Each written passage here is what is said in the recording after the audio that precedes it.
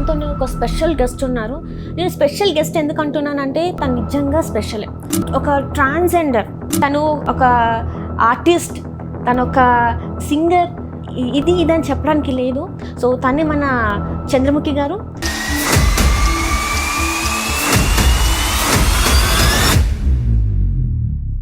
ఒక ట్రాన్స్జెండర్ అంటే చిన్నప్పటి నుంచి వెళ్ళి చాలా వరకు కష్టాలు పడతారు.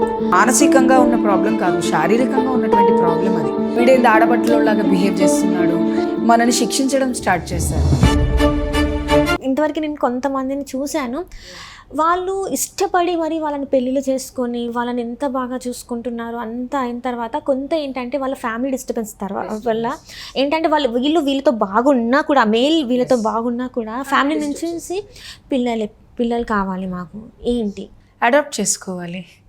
ఆడవాళ్ళకి పిల్లలు పుట్టలు ఎవరంటే ఒకప్పుడు వేరే పెళ్లి చేసేవాళ్ళు, సొంత చెల్లెల నుంచి పెళ్లి చేసేవాళ్ళు మనం చూసాం ఒకటే ఫ్యామిలీలోంచి. ఎందుకంటే తనకి పిల్లలు పుట్టరు ఆడపిల్లకని. ఇప్పుడు ఏముంది, ఆడపిల్లలకి పిల్లలు పుట్టకపోతే తప్పేంటి లేకపోతే అనుకుంటున్నారు. లేకపోతే పిల్లలు ఎందుకే నాకు నువ్వు ఉండంగా అని చెప్పే భర్తలు లేరా?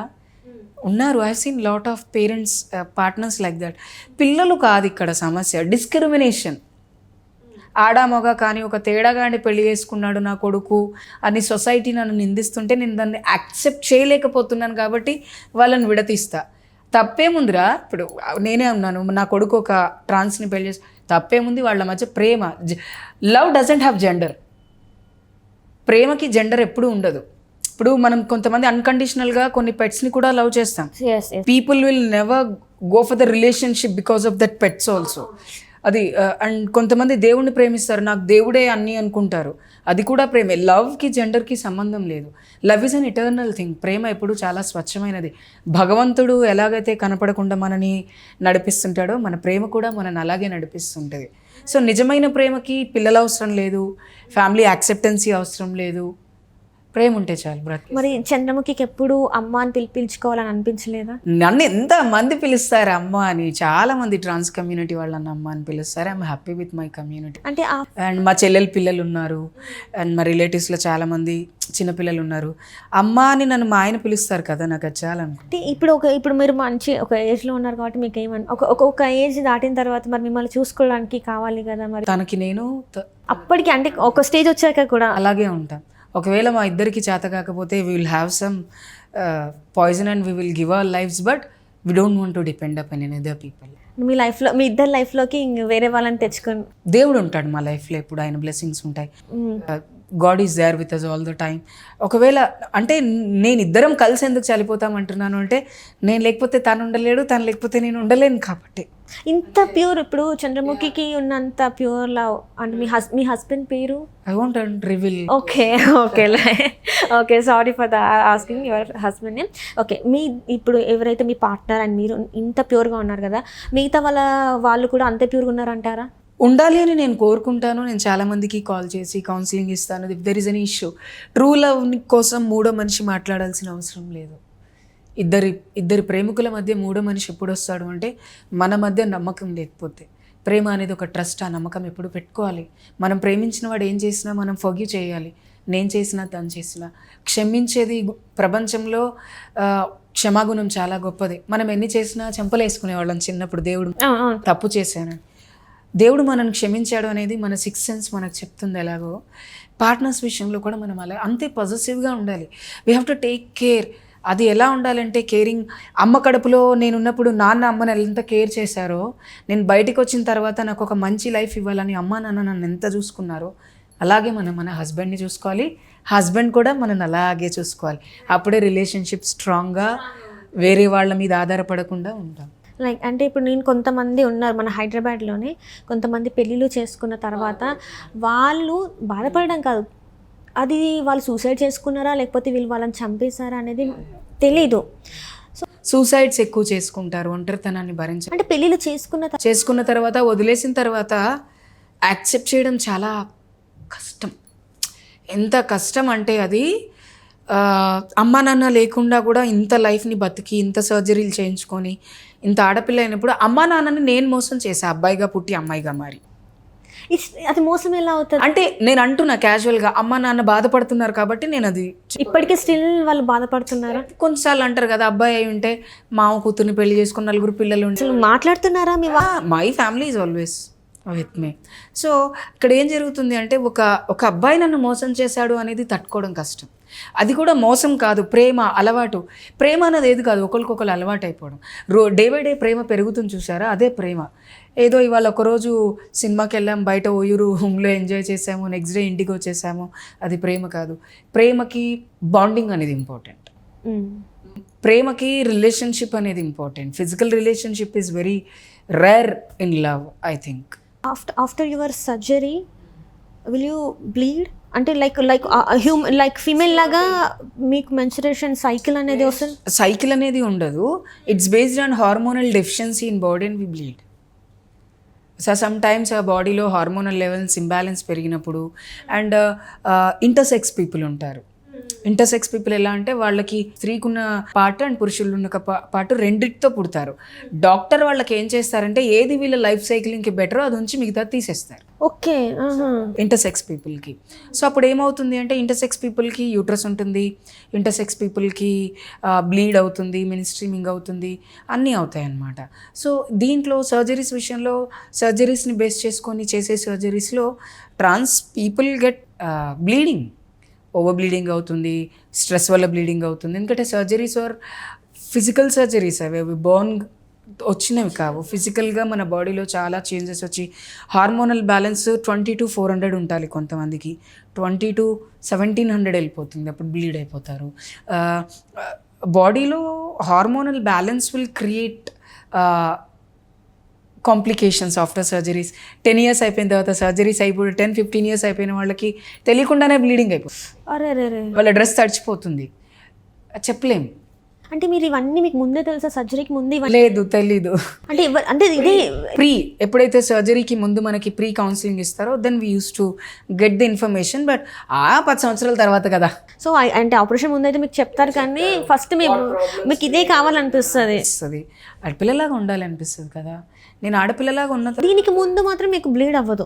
లేదు, ఇంటర్సెక్స్ పీపుల్ విల్ బ్లీడ్. అంటే వాళ్ళకి అవుతుంది కానీ ఈ ట్రాన్స్ ఉమెన్స్కి అవ్వదు. బాడీలో ఎరెక్షనే ఉండదు కదా ట్రాన్స్ మహిళలకి, హిజరాలకి. పుట్టుకతో వాళ్ళ శరీరంలో మగతనం అనేది ఉండదు కాబట్టి వాళ్ళకి ఈ బాడీలో ఎరెక్షన్స్ కానీ ఇవేవి ఉండవు. సో అంటే మీకు ఫస్ట్ అంటే మీరు చెప్పారు మీ పార్ట్నర్ని మీరు చిన్నప్పటి నుంచి ఉన్నారు. మీ పార్ట్నర్ కాకుండా మీ లైఫ్లో ఇంకెవరైనా ఇంతకుముందు అంటే చిన్నప్పుడు ఎవరైనా ఉన్నారా? లేరండి, నేను ఎప్పుడూ అబ్బాయిలకి దూరమే. నన్ను ఇష్టపడ్డ వాళ్ళు ఉన్నారు, నేను తిరిగి ఇష్టపడేంత టైం కానీ ఆలోచన కానీ నాకు లేదు. బట్ వాళ్ళు ఇంకా నాతో మాట్లాడుతున్నారు. నువ్వంటే మాకు చిన్నప్పుడు ఒక ఇష్టం ఉండేరా, ఏముండరా, సరే మంచిది అంతే. బట్ వన్ థింగ్, ప్లెజర్ వేరు, ఇష్టం. Right, exactly. ప్లెజర్ ఎవరి మీదైనా కలగొచ్చు, నాకు ఎవరి మీద కలగలేదు, అదేంటో మరి. ఓన్లీ మీ హస్బెండ్. అది కూడా ఆయన చాలా సంవత్సరాలు ప్రేమించిన తర్వాత నేను ప్రేమించా. ప్రేమ ఏంటో తెలుసుకున్నాక, ప్రేమ కరెక్ట్ పర్సన్ అని మీకు అనిపించింది? ఇంకా అనిపించింది 5 yearsలో అనిపించింది నాకు. 2011లో ఐ లవ్ యూ చెప్తే నేను 2015లో యాక్సెప్ట్ చేశా. 5 years ఇప్పించుకున్నారా? దేవుడా, అసలు నాకేం తక్కువ. ఖచ్చితంగా టాలెంట్ ఉంది, చదువు ఉంది, ఉద్యోగం ఉంది, సొసైటీలో మంచి పేరు ఉంది. అండ్ మీకు తెలుసా, చాలామంది అంటే నాకు చెప్పారు, నేను కొంతమందిని అడిగాను అనమాట, నేను చంద్రముఖి గారిని ఇంటర్వ్యూ చేయాలనుకుంటున్నా అంటే, ఒకప్పుడు చంద్రముఖి గారు ఎంత అందంగా ఉండేవాళ్ళు తెలుసా అని. ఎంతమంది కాల్ చేశానో వాళ్ళందరూ ఆ మాట అన్నారు తెలుసా. ఏంటి అసలు అంతమంది మీ వెనకాల ఇప్పుడు అంటే అది వాళ్ళు మీకు తెలిసి ఉండకపోవచ్చు, కానీ మిమ్మల్ని ఆ టైంలో చూసిన వాళ్ళు నాకు చెప్తున్నారు, ఈ లుక్స్ ఆ టైంలో మీరు చూడడానికి చాలా అందంగా ఉండేవాళ్ళంట. అంటే ఏజ్ వస్తుంది. అండ్ వన్ థింగ్, నేను చాలా చబ్బీగా ఉన్నాను ఒక టైంలో. అండ్ నాకు తెలిసి నేను ఇప్పుడే బాగున్నా. ఎందుకంటే మనకంటూ పర్సనల్ లైఫ్లో ఎలా ఉంటే బాగుంటుంది అనేది it's very personal, so we couldn't reveal కాబట్టి. సో ఇట్స్ నాకు ఎలా ఉంటే నేను బాగుంటాను అనిపించిందో నేను ఇప్పుడు అలా ఉన్నా. రైట్. సో ఇప్పుడు బక్కగా ఉన్నా, అంతే బక్కగా స్లిమ్గా ఉన్నా, బికాజ్ కొన్ని మూవీస్ అవి ఇవి చేస్తున్నా.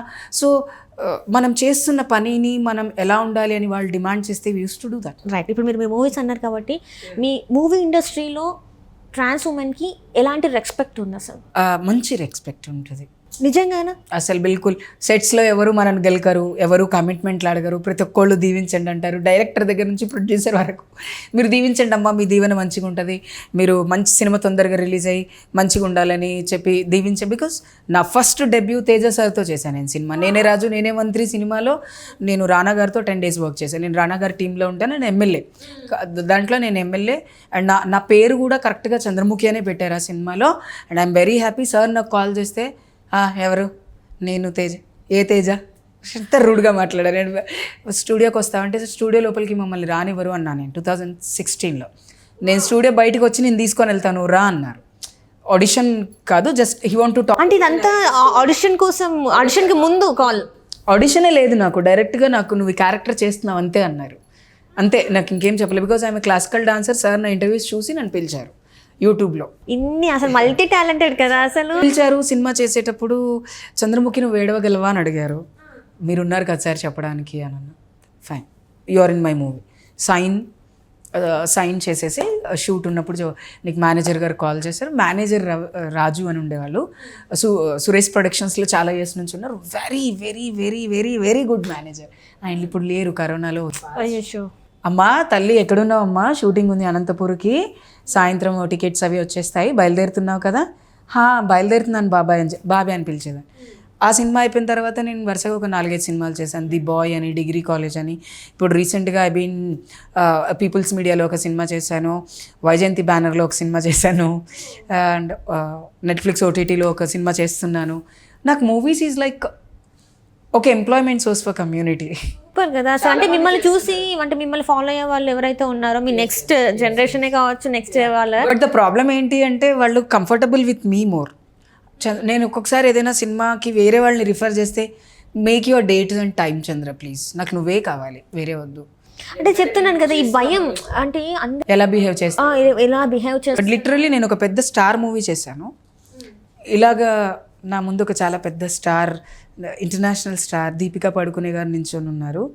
నేను కల్కి చేసినప్పుడు ఇక్కడ శోభన గారు ఉన్నారు, ఇక్కడ అమితాబ్ బచ్చన్ గారు ఉన్నారు. కల్కిలో మీరు ఉన్నారు? ఎక్కడ అంటే నేను కల్కిలో ఐ బీన్ పార్ట్ ఆఫ్ కల్కి, but I don't have dialogues. I been part of కల్కిలో చేశాను. There is a scene when Deepika గారు వస్తారు, ఒక పెద్ద స్టార్ ఉంటుంది అక్కడ. వర్షం సీన్లో నేను ఒక 4 days వర్క్ చేశా. వైజయంతి బ్యానర్ వాళ్ళు నాకు మెయిల్ చేశారు, లైక్ ప్రోటోకాల్ ఉంటుంది కదా, వాళ్ళకి కూడా ఆర్టిస్ట్ని ఎలా తీసుకోవాలో అసిస్టెంట్స్ నన్ను కాంటాక్ట్ అయ్యారు. I was for 4 days or 7 days shoot చేశాను. దీపిక గారిని నేను రోజు చూస్తుండే. ఓకే, ఎప్పుడైనా మాట్లాడే అవకాశం రాలేదు, బికాజ్ నాకు ఐకానిక్ స్టార్ తను. Just good morning ma'am, good afternoon, good evening అంతే. ఎందుకంటే వాళ్ళు ఎవరితో మాట్లాడరు, వాళ్ళు వచ్చిన పని చూసుకొని వెళ్ళిపోతారు. మిగతా వాళ్ళు మరి ప్రభాస్ గారిని కలిసారు? లేదు, ఆయన లేరు, సెట్లోనే లేరు ఆయన. అమితాబ్ బచ్చన్ సార్ గారితో ఒక సీన్ చేసినప్పుడు it was a night scene. నేను అందులో ఒక సన్యాసి పాత్ర నాది. సో నేను ఒక సన్యాసి పాత్రలో ఉన్నాను కాబట్టి ఆ డ్రెస్, ఆ మేక్ ఓవర్ అంతా చాలా డిఫరెంట్గా ఉంది నాకు. అండ్ నేను సర్ప్రైజ్ ఏంటంటే, ఒక వైజయంతి బ్యానర్ నుంచి, ఒక నాగశ్విన్ గారి దగ్గర నుంచి నాకు ఒక మెసేజ్ రావటం, ఎస్ అంటే ఆల్ జెండర్స్ ఉండాలి చంద్రముఖి గారు ఆ సీన్లో అనుకున్నాను. సో ఐ వాంట్ యూ అన్నారు. సినిమా తీయటం వేరు, ఎడిటింగ్లో మనం వెళ్ళిపోవటం కూడా వేరుంటుంది. కానీ మీరు ఉన్నారు. నేనున్నాను, నేను ఇంకా మూవీ చూడలేదు, నాకు టైం లేక నేను వెళ్ళలేదు. వన్స్ వేసి నేను ఎక్కడున్నానో ఆ క్లిప్ని నేను క్లిక్ చేసి సోషల్ మీడియాలో పెడతా ఐ నేనని. సో ఐ డిడ్ కల్కి ఆల్సో. ఇప్పుడు కల్కి తర్వాత మళ్ళీ I did in People's Media ఒక ప్రాజెక్ట్ చేస్తున్నాను. టీజర్ రిలీజ్ అయింది. I don't want to name because మాకు ఒక కండిషన్స్ ఉంటాయి వద్దు అని. అండ్ నేను నెట్ఫ్లిక్స్లో ఓటీటీ కూడా 8 series ఉన్నాయి, దీంట్లో అది కూడా నేను చేస్తున్నాను. మాకేంటి అంటే రిలీజ్ అయ్యేంత వరకు చెప్పకూడదు కాబట్టి చెప్పట్లేదు. నెక్స్ట్ ఇంటర్వ్యూలో ఖచ్చితంగా అవన్నీ రివీల్ చేసేసి మీ డైలాగ్స్ కూడా అప్పుడు మీరే పిలుస్తారు. సూపర్ హిట్ మూవీలో చంద్రముఖి గారు ఏంటి మీరు ఇంత పెద్ద డైలాగులు చెప్పారేంటి, ఇంత ఎమోషనల్ డైలాగ్స్ అన్నీ అని, because I'm playing a trans women role in the movie. Super. అంటే ఇప్పుడు ఇన్ని చేసిన ఒక చంద్రముఖి గారు అసలు ట్రాన్స్ ఉమెన్స్ కమ్యూనిటీకి ఏం, అంటే this is my last question, అసలు ఏం కావాలనుకుంటున్నారు ఈ సొసైటీ నుంచి? కాకపోతే స్త్రీలు పురుషుల్లాగా అంతే గౌరవంగా ట్రాన్స్ మహిళలు కూడా బతకాలి. ఎవ్వరూ అడుక్కోకూడదు. ఎవరు సెక్స్ వర్క్ అంటే it's based on family problems మాత్రమే అని నేను అంటాను. ఒకవేళ నాకు ఉద్యోగం ఉండి కూడా మా అమ్మకి నేను రేపు 7 లక్షలు హాస్పిటల్లో పే చేయాలి, షీ సఫరింగ్ విత్ సమ్ ఏదైనా అనుకున్నప్పుడు నాకు వేరే ఆప్షన్ ఉండదు. ఎందుకంటే ఇది చేసిన వర్కే నేను సెక్స్ వర్క్ కాబట్టి నేను చేసి ఎక్కువ డబ్బులు సంపాదించుకొని మా అమ్మకి ట్రీట్మెంట్ చేపిస్తానేమో, ఓపెన్గా చెప్తున్నాను నేను. సో నాకేంటి అంటే తెలంగాణ రాష్ట్రంలో ఉన్న 46,000 మంది ట్రాన్స్ ఉమెన్స్లో 30,000 మంది అందరూ యంగ్స్టర్సే ఉన్నారు. ఓకే, 30,000 మంది. ఎవరైతే యంగ్స్టర్స్ లేరు, ఎవరైతే ఏజ్ ఉన్నారో వాళ్ళకి పెన్షన్ ఇవ్వండి, రేషన్ కార్డు ఇవ్వండి, వాళ్ళకి పెన్షన్ ఇవ్వండి, రేషన్ కార్డు ఇవ్వండి, ఇంట్లోనే కూర్చొని ఏదైనా పనులు చేసుకునే చేనేత కార్యక్రమాల ట్రైనింగ్ ఇవ్వండి, వాళ్ళకు ఉపాధి స్కిల్ డెవలప్మెంట్ కార్యక్రమం ఏమైనా చేసి వాళ్ళకి ఇప్పుడు నీకు ఒక 45 years ఉన్నాయి, నువ్వు జాబ్ చేయలేవు, నీకు ఒక కిరాణా షాప్ పెట్టించవచ్చు కదా సబ్సిడీలో, నేను గవర్నమెంట్ ఇస్తే అది చేసుకొని బ్రతుకుతారు. సో అలా ప్రతి ఒక్కళ్ళు ఏదో ఒక ఉద్యోగం చేసుకొని బ్రతకాలి అనేది నా కోరిక. అండ్ నేను ప్రభుత్వాన్ని కోరుకునేది అదే, కమ్యూనిటీని కూడా కోరుకునేది అదే. నేను ఒక్కదాన్నే కాదు, నాతో పాటు చాలామంది పనిచేస్తుంటారు కమ్యూనిటీ వెల్ఫేర్ కోసం.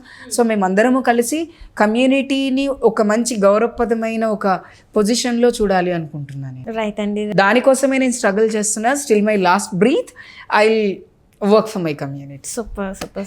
సో ఇంతమంది కోసం మీరు ఒక్క నిలబడి ఫైట్ చేయడం అంటే మామూలు విషయం కాదు. అండ్ మీరు ఇంతే స్ట్రాంగ్గా మీ వాళ్ళ కోసం అందరి కోసం ఫైట్ చేయాలని